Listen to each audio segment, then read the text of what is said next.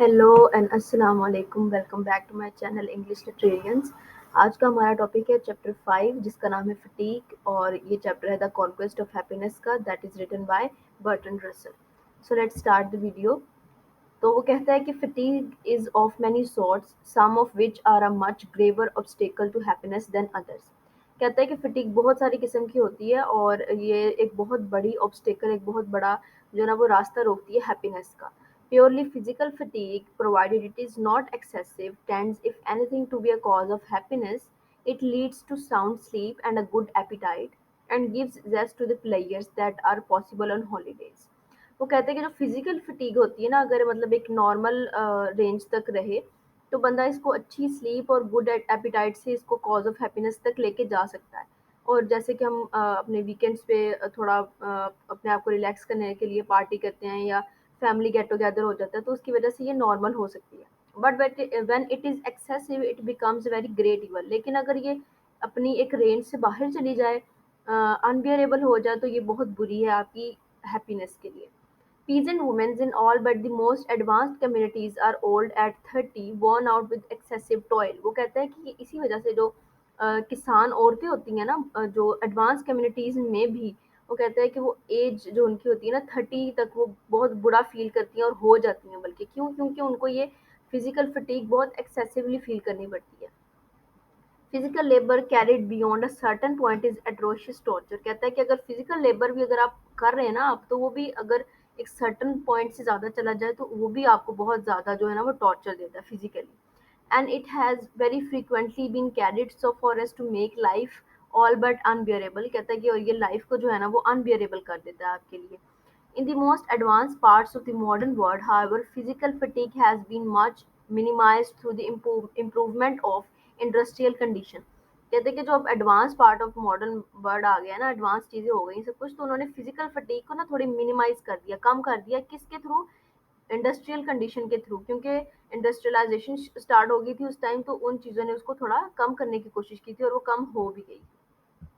फिर वो बात करता है कि the kind of fatigue that is most serious in the present day in advance communities is nervous fatigue. वो कहता है कि जो फिजिकल फटीग थी वो तो है, लेकिन आजकल के प्रेजेंट डे में जो एक एडवांस कम्युनिटीज के अंदर जो फटीग पाई जाती है ना, वो नर्वस फटीग है। सो नर्वस फटीग का मतलब मेंटली जब आप थके हुए होते हो, एग्जॉस्टेड होते हो, तो उसको वो नर्वस फटीग का नाम दे रहा है।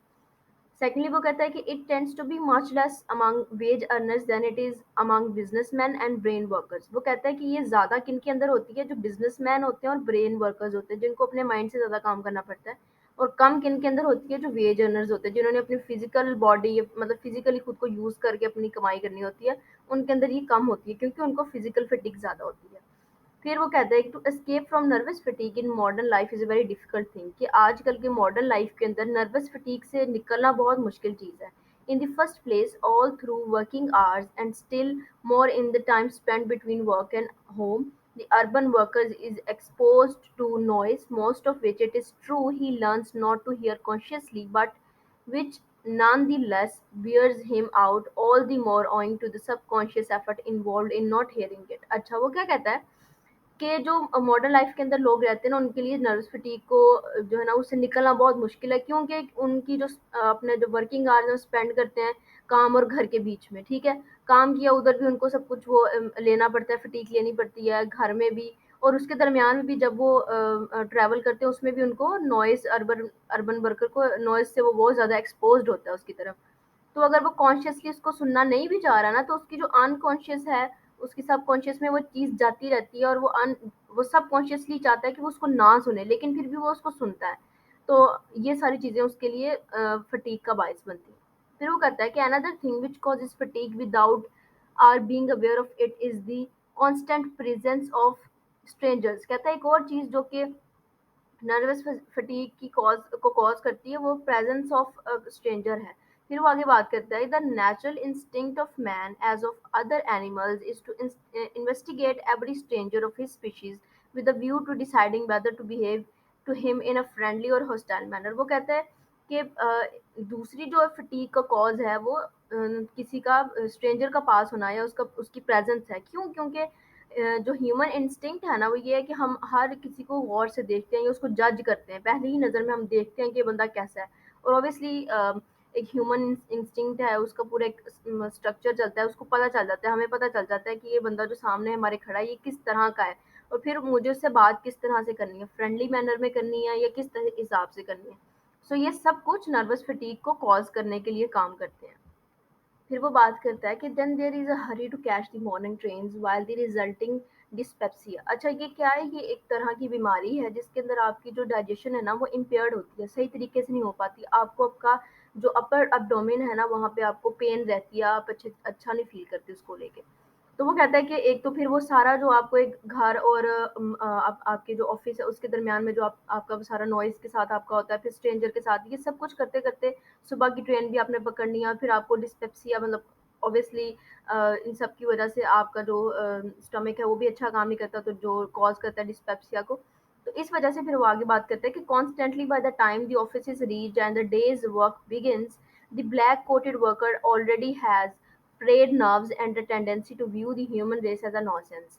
वो कहता है कि इतना कुछ होने के बाद जब वो बंदा ऑफिस में पहुंचता है और अपने दिन का आगाज करना शुरू करता है, अपने काम के दिन का आगाज शुरू करता है, तो वो ऑलरेडी वो ब्लैक कोटेड वर्कर बोलता है उसको, मतलब obviously the person who work with their mind, जो कि ब्रेन वर्कर होता है, वो पहले ही उसकी जो नर्व्स होती है ना वो थक चुकी होती हैं, वो एग्जॉस्टेड हो चुका होता है, तो फिर वो सब लोगों को ऐसे मतलब ब्ला होकर ही देखता है कि मैं मुझे क्या करना पड़ेगा, मैं कैसे करूंगा।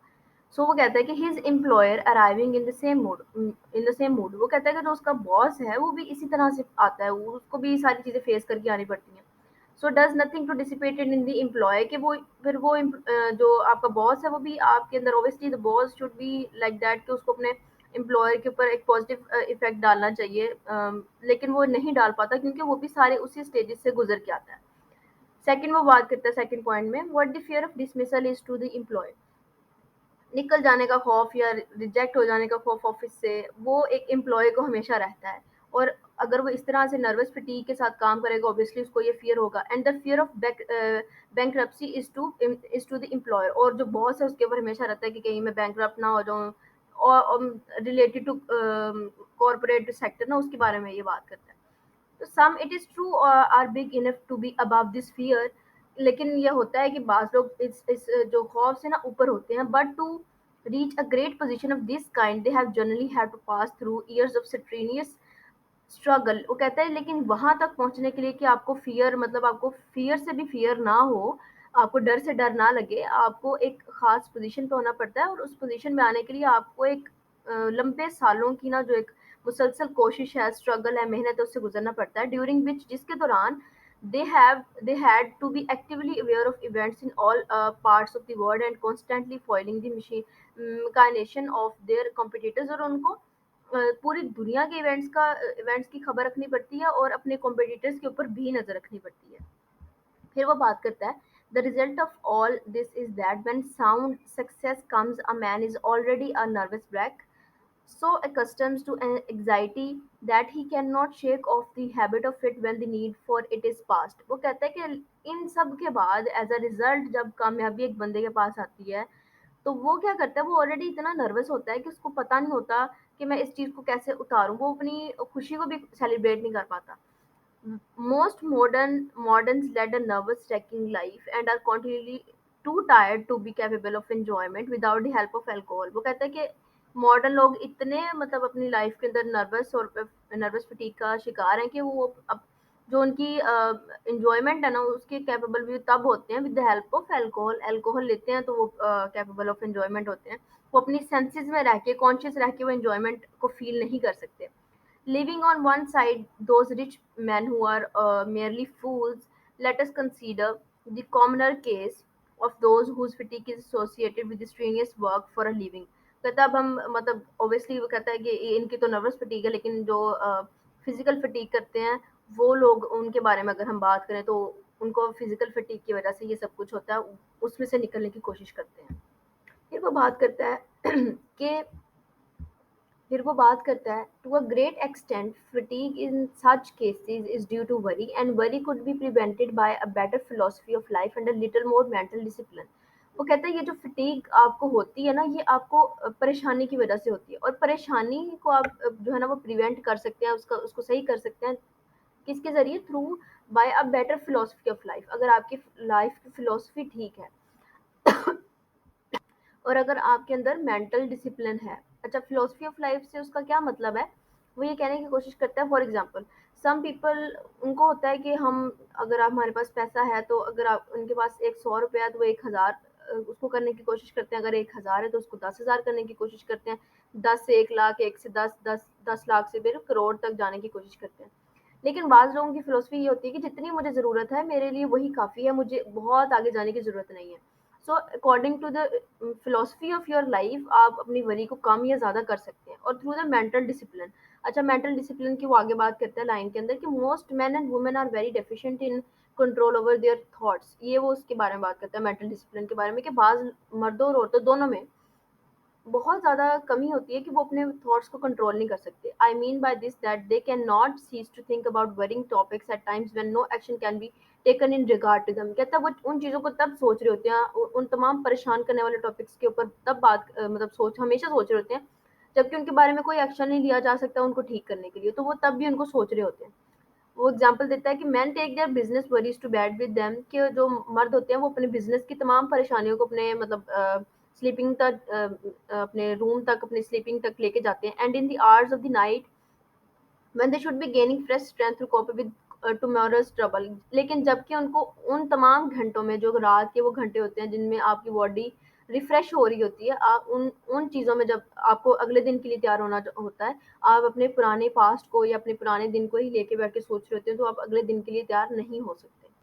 फिर वो कहता है, वो वरी के बारे में बताने की कोशिश करता है कि आप कैसे किसी थॉट को ना अपने मेंटल डिसिप्लिन के ज़रिए उसको जबकि जिस टाइम पे आप उसके लिए उसके बारे में कुछ नहीं कर सकते, उसको ठीक करने के बारे में, तो आपको कैसे वो चीज़ों को ख़त्म कर देना चाहिए और कैसे लोग उसको ख़त्म नहीं कर पाते।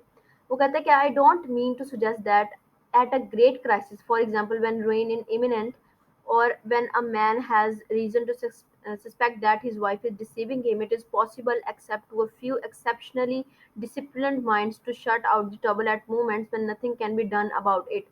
वो कहता है कि अगर आपकी ज़िंदगी बहुत ही ज़्यादा मतलब आप ख़त्म होने वाली है, या आपको पता चला किसी मैन को कि उसकी वाइफ उसको डिसीव कर रही है, उसको धोखा दे रही है, तो बहुत ही कम लोगों के अलावा एक्सेप्शन, वो कहता है बाकी लोगों के लिए ये पॉसिबल नहीं है। वो कहता है एक्सेप्शनली जो डिसिप्लिन्ड माइंड है वो क्या कर देंगे, वो उस टाइम पे उस चीज़ के बारे में सोचना बंद कर देंगे, और उसके बारे में, क्योंकि वो अभी उसके बारे में कुछ नहीं कर सकते, उसके बारे में सोचना बंद कर देंगे। आगे वो क्या कहता है कि व्हेन अ डिफिकल्ट और worrying decision has to be reached as soon as all the data are available, give the matter your best thought and make your decision. वो कहता है कि जब आपके पास तमाम डाटा आ जाए ना उस प्रॉब्लम से रिलेटेड, तो फिर आप क्या करो, फिर आप उसके बारे में सोचो अच्छे तरीके से और फिर उसके बारे में डिसीजन करो। Having made the decision, do not revise it unless some new fact comes to your knowledge. अगर आपने फैसला कर लिया तो उसको दोबारा दोबारा चेंज ना करें जब तक कि आपके पास न्यू फैक्ट्स का नॉलेज या कोई और चीज़ें आपके पास नहीं आ जाती। Nothing is so exhausting as in decision.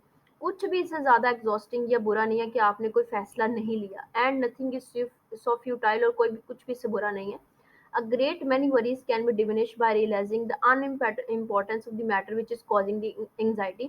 कि बहुत सारी जो आपकी परेशानियां ना वो इस चीज़ से ही खत्म हो सकती हैं अगर आप सोच लें कि ये मसला इतनी तवज्जो का तलबगार नहीं है, या इतना इसको मुझे टेंशन मतलब इसके बारे में टेंशन लेने की ज़रूरत नहीं है, तो वो आपकी परेशानियां कम हो सकती हैं। फिर वो बात करता है, I have done in my time a considerable amount of public speaking. At first every audience terrified me and nervousness made me speak very badly. I dread the ordeal so much that I always hoped I might break my leg before I had to make a speech, and when it was over I was exhausted from the nervous strain. Gradually I thought myself to feel that it did not happen whether I speak well or ill. The universe would remain much the same in either case। वो कहता है कि पहले पहले जब मैं public speaking करता था मुझे बहुत डर लगता था, करते हुए भी बहुत डर लगता था, और उसके बाद भी मैं बहुत नर्वस हो जाता था। लेकिन फिर मैंने आहिस्ता-आहिस्ता खुद को ये सिखाया और मैंने ये सीख लिया कि मैं बेशक अच्छा बोलूँ या बुरा बोलूँ, दुनिया वैसे ही रहेगी दोनों केसेज़ में। अच्छा, वो आगे बात करते हैं कि our doings are not so important as we naturally suppose, कि हमारी जो हम करते हैं ना वो इतना भी इम्पोर्टेंट नहीं होता जितना हम सोच लेते हैं। Our successes and failures do not after all matter very much. हमारी कामयाबी और हमारी जो नाकामी है वो आफ्टर ऑल एंड पे इतना कोई इनसे बहुत ज़्यादा फ़र्क नहीं पड़ रहा होता। सो हमें सीखना चाहिए इस चीज़ से। But over and above these self centred consideration is the fact that one's ego is no very large part of the world. कहता है कि आप ये सोच लो कि अगर आप ईगो को बीच में ना लेके आओ ना, तो आपके जो चीज़ें आप कर रहे होते हो वो इतनी भी कोई इंपॉर्टेंट नहीं होती कि दुनिया ही उनसे बदल जाएगी। आप नॉर्मल रह के भी हर काम कर सकते हैं बगैर टेंशन के। फिर वो बात करता है one of the symptoms of approaching nervous breakdown is the belief that one's work is terribly important. वो कहता है ये बहुत सारे लोगों को जो नर्वस ब्रेकडाउन होता है उसका सिम्टम आते हैं बेशक, तो इसलिए होता है कि उनको लगता है कि हमारा काम बहुत ज़्यादा ज़रूरी है and that to make a holiday would bring all kinds of disaster, और अगर हमने एक भी छुट्टी ली तो हमारे लिए बहुत सारे मसले खड़े हो जाएंगे। फिर वो कहता है कि if I were a medical man, अगर मैं एक मेडिकल मैन या डॉक्टर होता, I should prescribe a holiday to any patient who considered his work important. तो मैं उन तमाम लोगों को एक छुट्टी देता जिनको अपना काम सबसे ज़्यादा इम्पोर्टेंट लगता है। अच्छा, फिर वो बात करता है this psychology of worry is by no means simple. कहता है जो परेशान होने की साइकोलॉजी है ना, ये सिंपल नहीं है। लेकिन I have spoken already of mental discipline, namely the habit of thinking of things at the right time. Focus on this, आप इसको अपने प्रेजेंटेशन और उसके अंदर अगर आप द कॉन्क्वेस्ट ऑफ हैप्पीनेस की फिलोसफी के ऊपर बात करना चाहते हैं और बर्ट्रैंड रसल की फिलोसफी के ऊपर बात करना चाहते हैं तो ये लाइन काफ़ी इंपॉर्टेंट है, आप इसको हाईलाइट करके लिख सकते हैं। तो वो कहता है कि जैसे कि मैं बात कर चुका हूँ कि मेंटल डिसिप्लिन बहुत ज़रूरी है, और जिस हैबिट को वो नाम देता है habit of thinking of things at the right time. वो कहता है दिस हैज़ इट्स इम्पोर्टेंस, इसकी कहता है बहुत इंपॉर्टेंस है। क्यों? First because it makes it impossible to get through the day's work with less expenditure of thought. सबसे पहले तो आप पूरे दिन में उस चीज़ के बारे में कम सोचेंगे। Secondly because it affords a cure for insomnia, फिर आपको नींद अच्छी आएगी, आप सो पाएंगे। And thirdly because it promotes efficiency and wisdom in decisions, और थर्डली आप क्या कर पाएंगे, आपकी जो आपके जो डिसीजंस हैं उनके अंदर आप उनको अक्लमंद तरीके से उनका फैसला हर चीज़ के बारे में कर पाएंगे और वो अच्छा होगा, एफिशिएंट होगा। फिर वो कहता है when you have looked for some time steadily at the worst possibility and have said to yourself with real conviction, well, after all, that would not matter so very much, you will find that your worry diminishes to a quite extraordinary extent. It may be necessary to repeat the process a few times, but in the end, if you have shaked nothing in facing the worst possible issue, you will find that your worry disappears altogether and is replaced by a kind of exhilaration. This is a part of a more general technique for the avoidance of fear. वो कहता है कि अगर आप बार बार खुद को ये बताएं ना कि after all that would not matter so very much, कि ये जो चीज़ है इतनी मैटर नहीं करती, अगर ये एक्सरसाइज आप बार बार करते हैं ना तो एंड पे आके आपको जो है ना वो चीज़ें इतनी मुश्किल नहीं लगती, आपकी जो परेशानी है वो ख़त्म हो जाती है। Your worry disappears all together, और वो कौन उसकी जगह जगह ले लेता है, काइंड ऑफ एक्सिलरेशन, मतलब आपको सुकून की सांस आ जाती है। This is a part of the more general technique for the avoidance of fear. ये फियर का एक अच्छा, इसको अवॉइड करने की एक अच्छी टेक्निक है, और ये स्टूडेंट्स को भी अपने लाइफ में यूज़ करनी चाहिए। ये बहुत अच्छा साबित होता है क्योंकि स्टूडेंट्स बहुत ज़्यादा नर्वसली फटीग का शिकार होते हैं, तो वो अगर ये एक्सरसाइज करें तो फियर को कम से कम वो अवॉइड कर पाएंगे। बात करता है it is however worth while to realise that existing exciting pleasures are not a road to happiness, although so long as more satisfying joys remain unattainable, a man may find it hardly possible to endure life except by the help of excitement.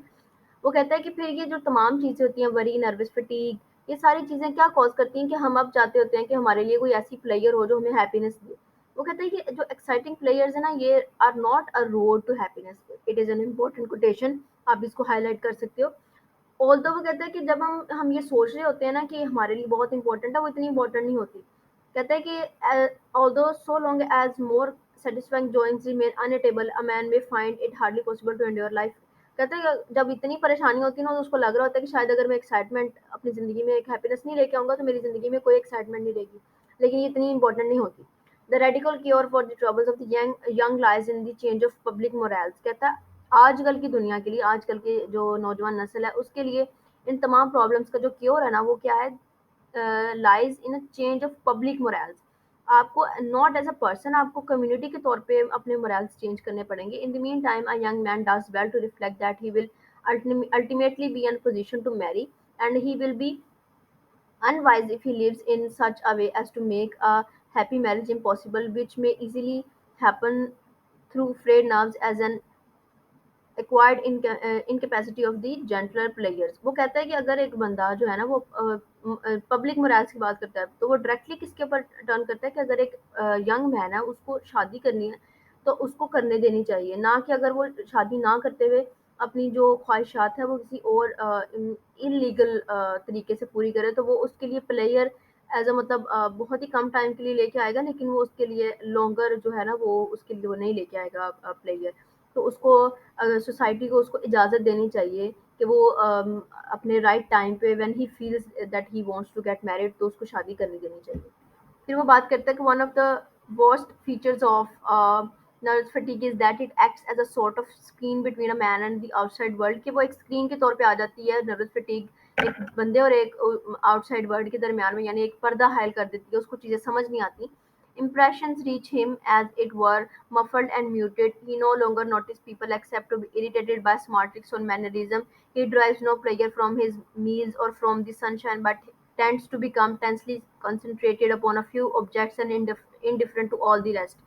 कहता है कि बंदा बिल्कुल भी खुशियाँ कहीं से नहीं लेता, उसको ना लोग अच्छे लग रहे होते हैं, ना उसको सनशाइन अच्छी लगती है। बस वो कुछ प्रोजेक्ट्स और कुछ ऑब्जेक्ट्स के अंदर रहता है, उसी के बारे में बात करता है, उनके अलावा किसी चीज़ के ऊपर उसका कंसंट्रेशन नहीं होता। This state of affairs make it impossible to rest, इन तमाम चीज़ों की वजह से वो रेस्ट नहीं कर पाता, so that fatigue continually increase until it reaches a point where medical treatment is required। फिर तमाम चीज़ें उसको फटीग देती रहती हैं और आखिरकार वो एक ऐसे पॉइंट पे पहुंच जाता है जहां उसको मेडिकल ट्रीटमेंट की जरूरत पड़ती है। All this is at bottom a penalty for having lost that contact with the earth of which we spoke in the preceding chapter। कहता है ये तमाम चीज़ें सज़ा होती हैं उस चीज़ की जो कि उसने अपना कॉन्टैक्ट है वो अर्थ के साथ अपना जो कॉन्टैक्ट है उसको ख़त्म किया होता है, जिसकी बात उसने प्रीवियस चैप्टर में की थी कि अर्थ जो है ना वो उसका जो प्रोसेस है वो स्लो है, और जबकि हम हर चीज़ को जल्दी पाने की कोशिश करते हैं, जिसकी वजह से हम फटीग का शिकार होते हैं, अनहैप्पीनेस का शिकार होते हैं। But how such contact is to be preserved in our great modern urban agglomerations of population। कहता है लेकिन आजकल के ज़माने में हम कैसे वो कॉन्टैक्ट जो अर्थ के साथ हमने ख़त्म कर दिया वो हम कैसे वापस पा सकते हैं, जबकि इतनी पॉपुलेशन है, अर्बन पॉपुलेशन है सारी। It is by no means easy to see, obviously एक आसान सवाल नहीं है या आसान हल नहीं है इसको देखने के लिए। However, here again we find ourselves upon the fringe of large social questions with which in this volume it is not my intention to deal। वो कहता है कि ये एक वो इम्पोर्टेंट क्वेश्चन है, यहाँ पे अगेन कहता है कि वो एक लार्ज सोशल क्वेश्चन आ गया जो कि मॉडर्न लाइफ के अंदर मॉडर्नाइजेशन के अंदर बहुत सारे जैसे क्वेश्चंस लार्ज सोशल क्वेश्चंस खुले हुए हैं, वैसा एक अगेन क्वेश्चन आ गया, एक लिस्ट में इजाफा हो गया है। और वो कहता है कि इस जो वॉल्यूम में मैं इस चैप्टर में उसके ऊपर बात करने की जो है ना वो इंटेंशन रही नहीं रखता। So thank you so much for watching the video and मैं यहाँ पे अपना जो है ना वो इंस्टाग्राम का लिंक दे दूँगी डिस्क्रिप्शन के अंदर भी, और यहाँ पे भी आप प्लीज़ मुझे फॉलो कीजिएगा इंस्टाग्राम पे भी। और अगर आपकी कोई भी क्यूरीज हैं या आपने कुछ भी पूछना है या कुछ भी आपने कहना है, रिक्वेस्ट करनी है जिसके ऊपर वीडियो बनानी है, तो मैं उसके ऊपर ज़रूर आपके लिए वीडियो बनाऊँगी।